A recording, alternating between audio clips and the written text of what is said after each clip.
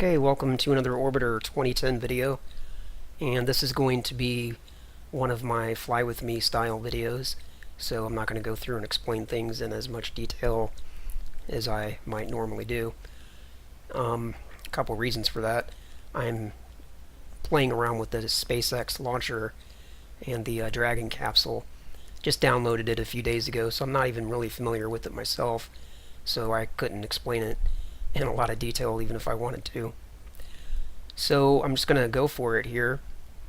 Going to try to launch this rocket into orbit manually. I'm not going to use the autopilot because using the autopilot kind of makes this type of video pointless.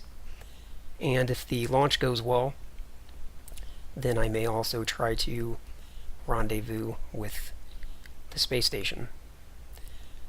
So the first thing I need to do here is press G, and that will remove the service tower. You'll see here in a moment. It'll start pulling away. Once the service tower pulls away, then you're ready to go. So I'll press F1 here, and I need to bring up an external MFD because my MFD over here is going to be blocked by the webcam. Bring up a line plane, target the ISS, and I guess that's really about all we need for now. So let's do this.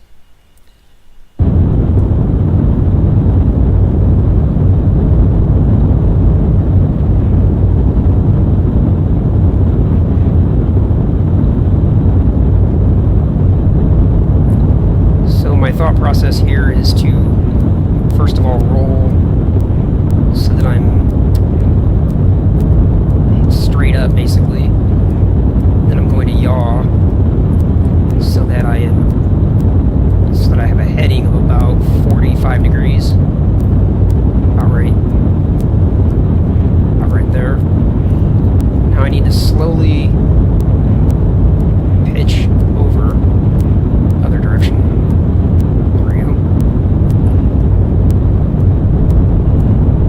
Watch your pitch on this this style of rocket because it will basically disintegrate.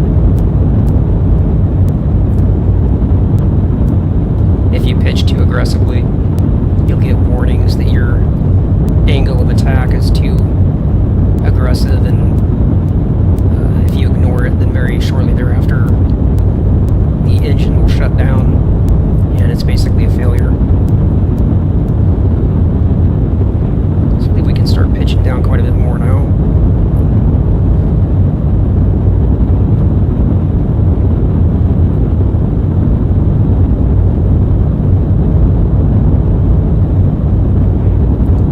Pitch down some more.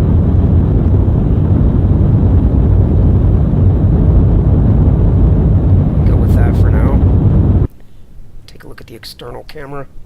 I'm not sure what's up with these graphics. This is like the solar array. I guess it's just a glitch. Perhaps it'll be fixed in some future version. So it looks like the first stage is getting ready to end.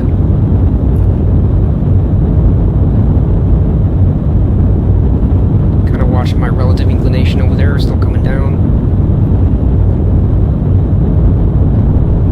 We're at a pretty good altitude, I believe. Okay, there's main stage shutdown. Now I believe it's, okay, yeah, the first stage separates automatically. So there it is separating. And now we'll basically press Control Plus and bring up the, excuse me, bring up the main engine on this part of the vessel. Bring it up a little slowly. There we go. Now we're at full throttle on the second stage. And you can see the first stage there now falling away. I don't think you want to go to the main full throttle on the main engine right away because while the second stage is still drifting away, I believe you can actually cause a failure.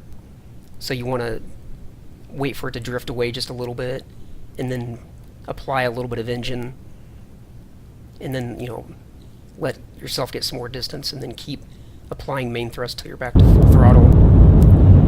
At any rate,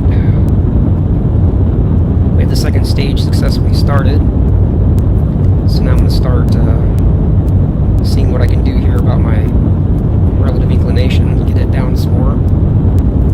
It's pretty far off right now.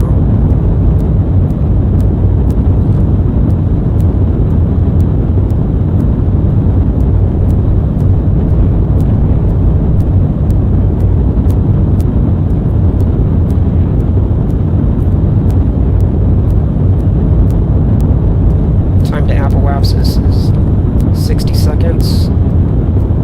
Probably going to need to pitch up a little bit here.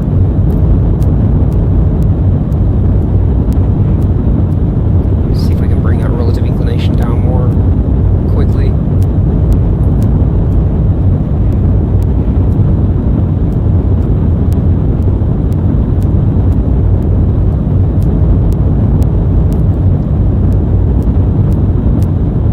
Watching the relative inclination now that that's starting to swing around. Definitely want to... I waited too long.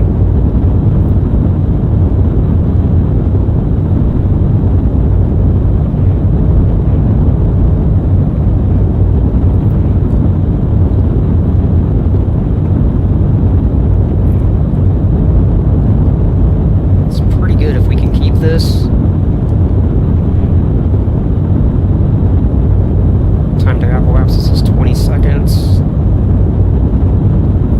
0.08 is not bad.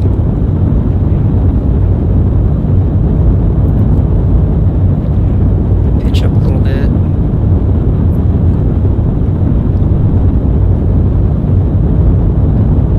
Move this out of the way because it's blocking my speed indicator. 0.06.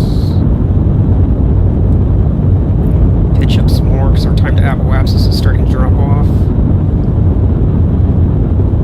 Okay, relative inclination is looking really good. It's better than any of my other attempts. Because I did play around with this a little bit a couple of days ago, just so I would have some familiarity with it.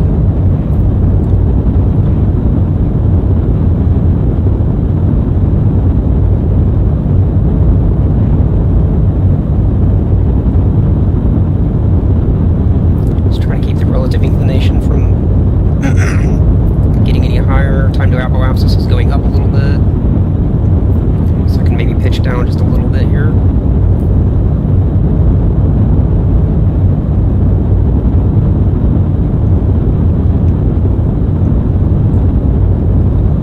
A couple thousand meters per second away from orbital velocity.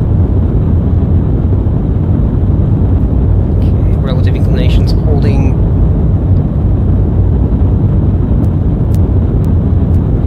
Making minor corrections on the yaw left and right, just using control 1, control 3, just to keep that rate at 0.00. Okay, time to apoapsis is 50 seconds and climbing, so I can probably pitch down a little now. 1,500 meters away from orbital velocity.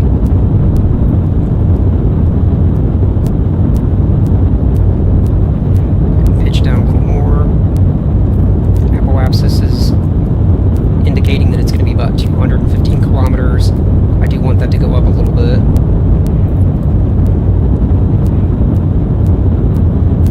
Watching my rate.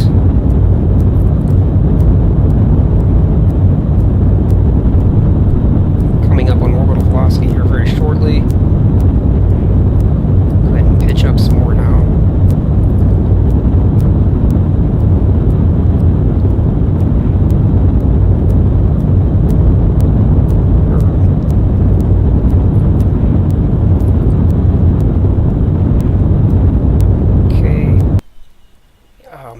That up a little bit. I didn't kill the main engines quickly enough. I was looking at the relative inclination, so the APA ended up being, ouch, I guess that's not too bad. I really would have preferred to have that more like 350. These engines are very weak, so there just isn't a lot of margin for error. Alright, let's target the ISS. And we've got a few things to do here. Coming up on apoapsis in 1,100 seconds. Coming up on the descending node in 1,200 seconds. I'm behind the ISS, so that's why I would prefer to have a lower apoapsis, because I want to catch up to it. But I'll get to that in a moment. Now I want to, I believe it's Shift P. Yeah, that gets rid of this stage. And what will happen is this stage will basically go on this orbital path. So I'm here, this is where that green line's pointing to. And since we're now separated, this part of the vessel will continue on this original path. And it'll come around this side and then disintegrate when it hits the atmosphere. So now I need to press F3 and switch over to the Dragon module. I guess I can close this out for now. So I'm now in control of this part, and this part no longer matters. Now I need to press Shift B, as in boy, and that blows off these panels. And then Shift J to jettison the fairing. Then if I press P, that will extend the solar array. Like so. And the solar array will automatically track the sun. If you press V as in Victor, you can see the battery charge indicator here. And while you're on the sunny side of the planet, it will charge the battery. There, you can turn off the automatic tracking and then control the solar array with Q and W. Yeah, I believe it's Q and W. So now I need to press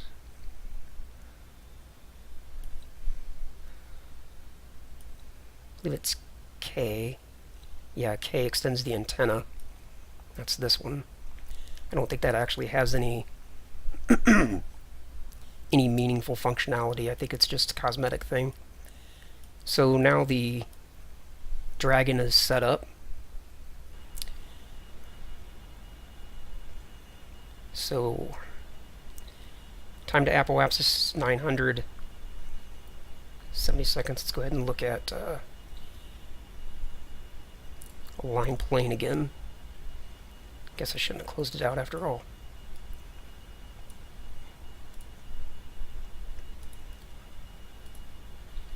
Target the ISS. Okay, so I'm going to reach apoapsis prior to the descending node, so I need to circularize the orbit first. So I'll press H to bring up the orbit HUD, and Alt H. Let's go with blue. Blue's nice.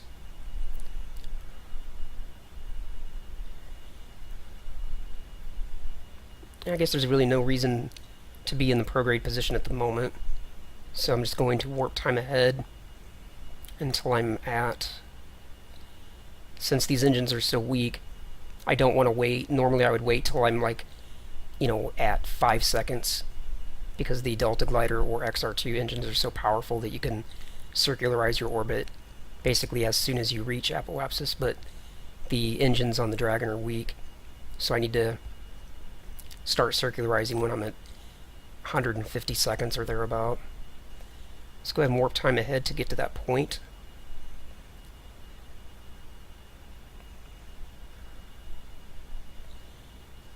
Closing in, so let's go to prograde now.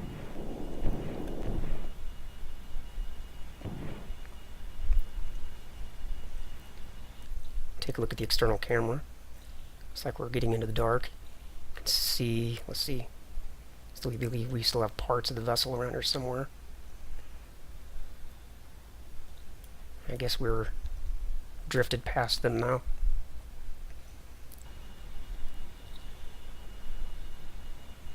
So let me think here just for a moment.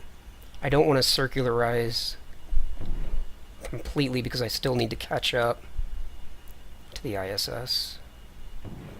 So I'll just bring the PEA up.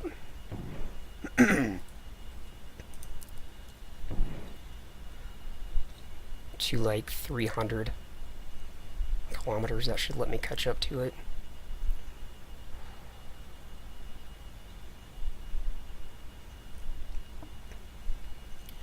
I'm just thinking about how close I want to get to apoapsis before I start this burn. Let's see. I need to bring up. Guess I'll go ahead and start it now.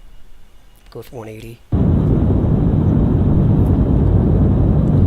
So you can see now I'm bringing up periapsis, and you can see how slow that is. Take a look at the external camera here.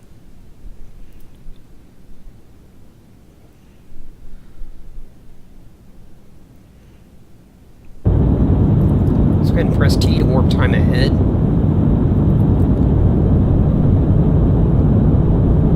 And if this takes too long, I'm actually going to pass the descending node.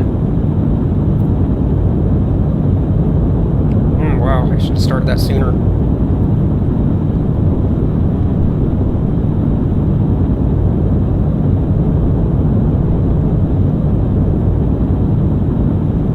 Yeah, I'm gonna miss the node, that sucks.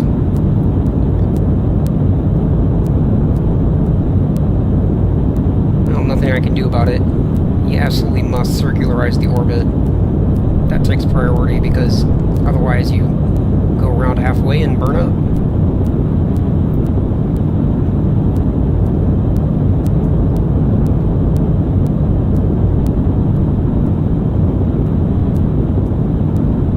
Started that quite a bit sooner. So we'll just go with 200 kilometers.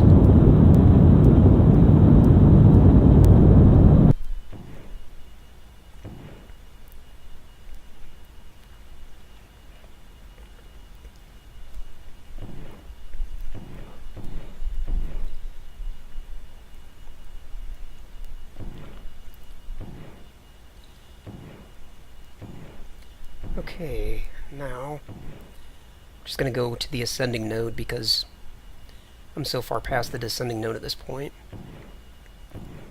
So we'll turn off prograde and warp time ahead to get to the ascending node. I don't know if I'll be able to stay behind the ISS or not. See, I'm catching up to it rapidly now.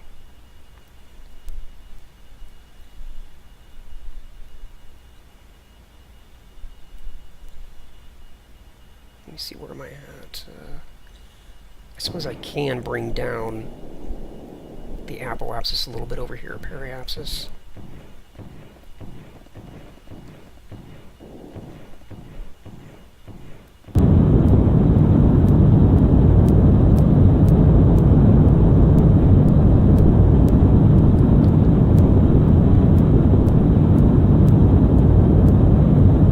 Get us a little closer to the orbital altitude of the ISS, and that will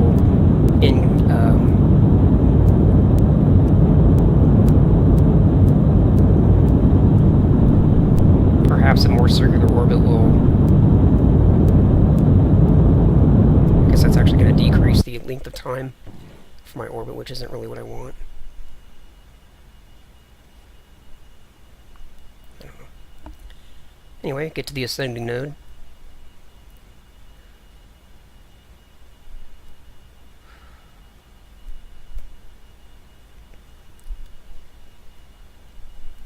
Okay, coming up to the ascending node, so we'll go orbit minus.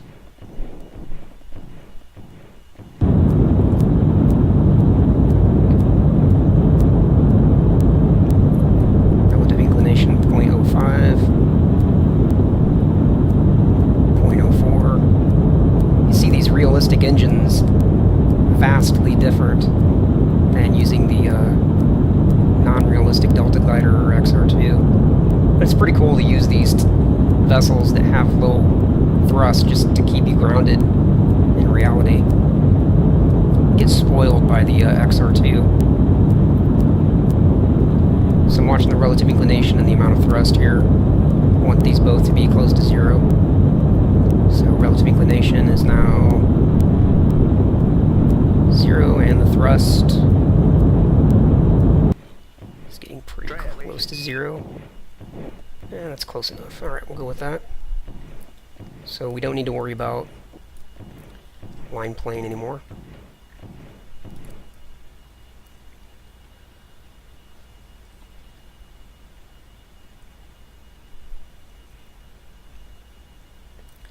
But I do need to pick a spot now for rendezvous.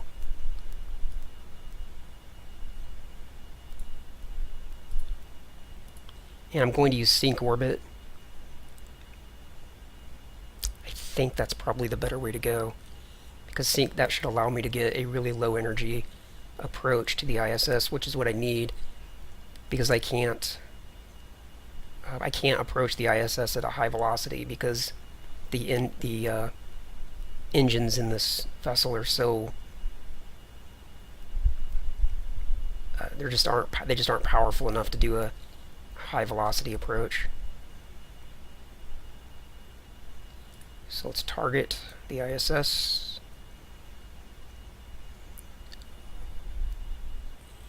I'm guessing apoapsis should be relatively close. So let's go mod ship's apoapsis. And we'll put in a length of 18.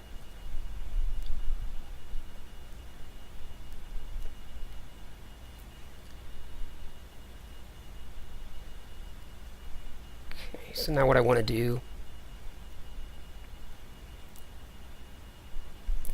come around here to the apoapsis and find out what the altitude of the ISS is at that point, and see if I need to make any adjustments.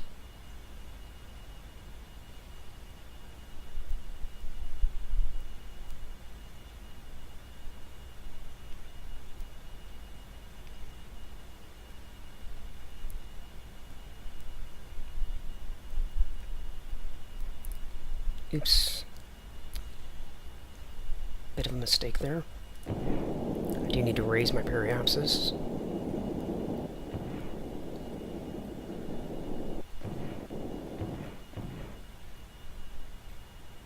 Trying to do multiple things here at once. Okay, so the altitude of the ISS is 358. Go ahead and make a note of that. Like a literal note, because I'll forget.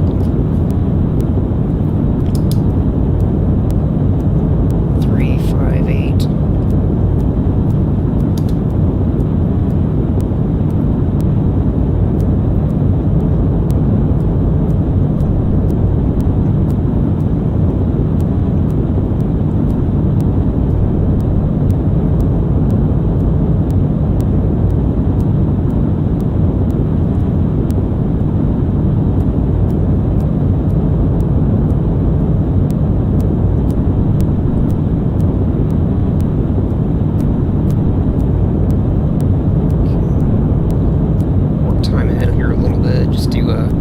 Right now I'm raising the periapsis as much as I can until it starts affecting my apoapsis. Okay, apoapsis is climbing, that's not what I want. So I'll kill the engines. And warp time ahead until I get to my periapsis. Then I will lower my apoapsis down to 358. Okay, coming up on periapsis. Go ahead and get into the retrograde position.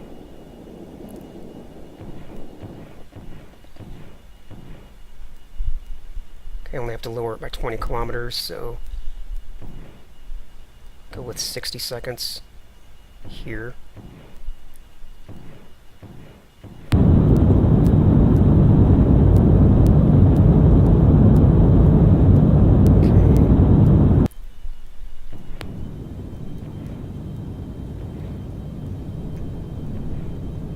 We'll go with that.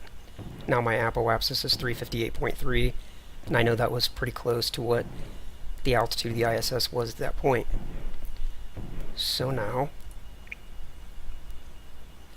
I need to come around to apoapsis and eliminate the difference in time, basically. That's this dt min.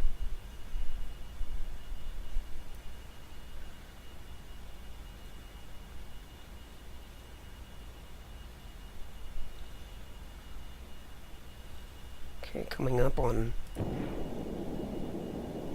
apoapsis.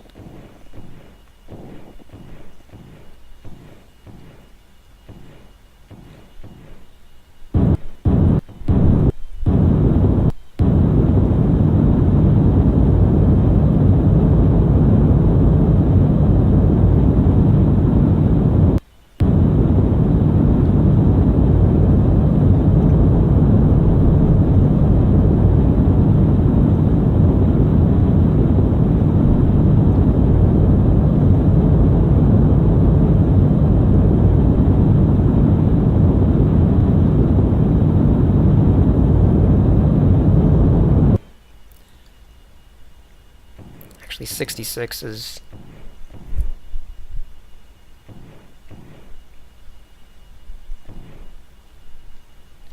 way too much, so I'm gonna have to wait till this passes and then get a different time to rendezvous here.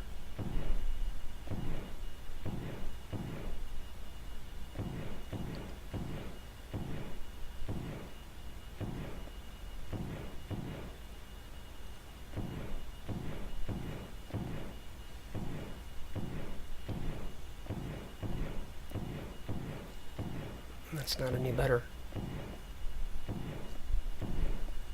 Let's see here.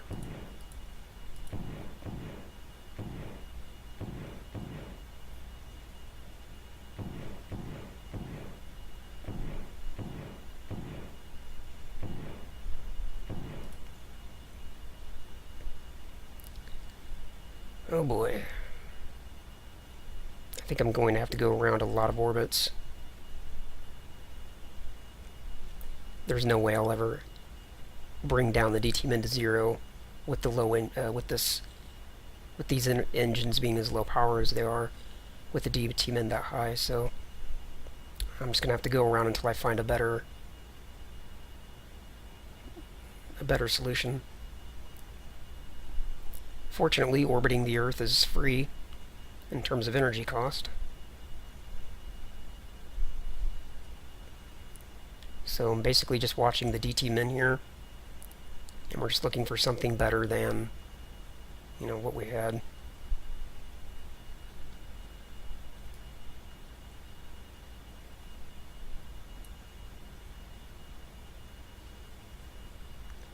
And I failed. Apparently I ran out of energy somehow.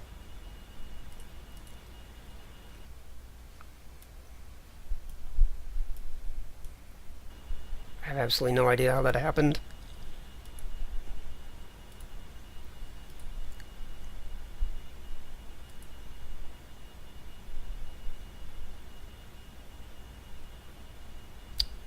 Okay, well, that is a fly with me failure. It's my second failure. So that's going to be the end of this video. Have to try this again another time.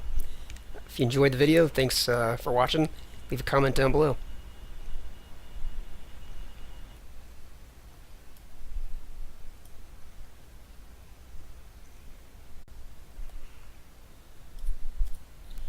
Okay, welcome to another Orbiter 2010 video, and this is going to be one of my fly with me style videos, so I'm not going to go through and explain things in as much detail as I might normally do.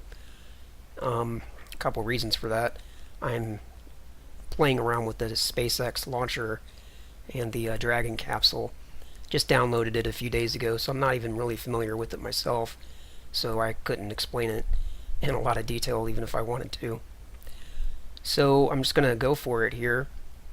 Going to try to launch this rocket into orbit manually. I'm not going to use the autopilot because using the autopilot kind of makes this type of video pointless.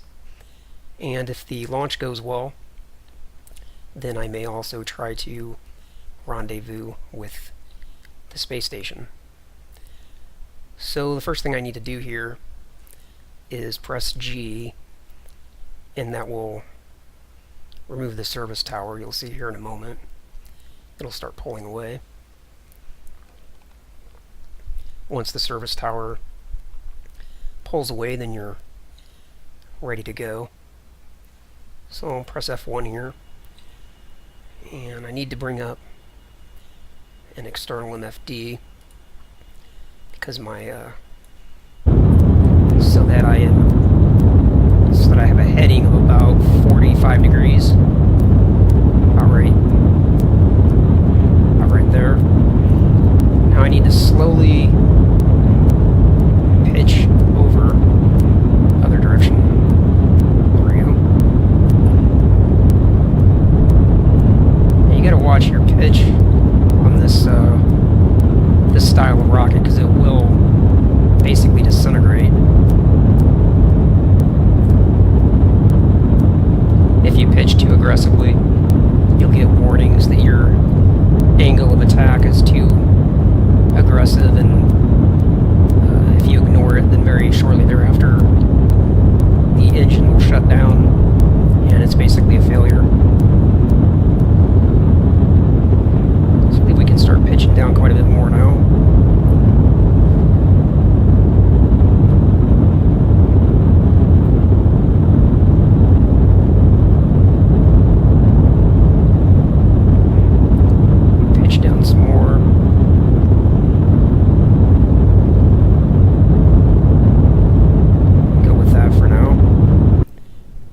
External camera. I'm not sure what's up with these graphics. This is like the solar array. I guess it's just a glitch. Perhaps it'll be fixed in some future MFD over here is going to be blocked by the webcam.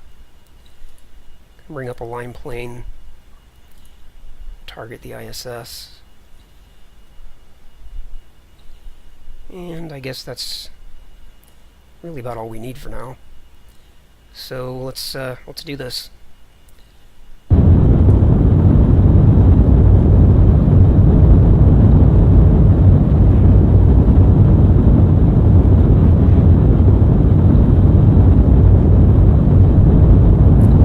So my thought process here is to first of all roll so that I'm straight up, basically.